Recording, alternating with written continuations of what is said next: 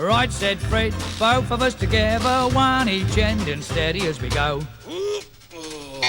Tried to shift it, couldn't even lift it. We was getting nowhere, and so we had a cup of tea. And right, said Fred, give a shout for Charlie. Up comes Charlie from the floor below.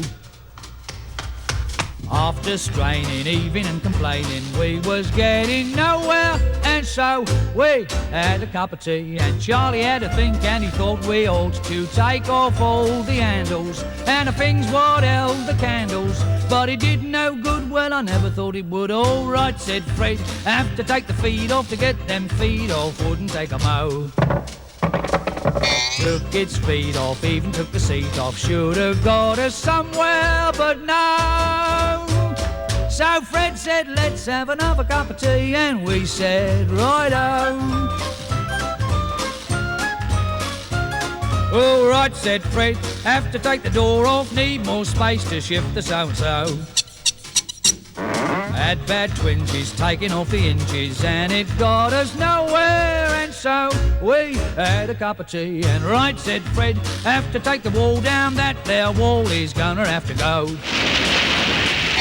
Took the wall down, even with it all down, we was getting nowhere, and so we had a cup of tea. And Charlie had a think, and he said, look Fred, I got a sort of feeling, if we remove the ceiling with a rope or two, we could drop the bladder through. All right, said Fred, climbing up a ladder with his crowbar, gave a mighty blow.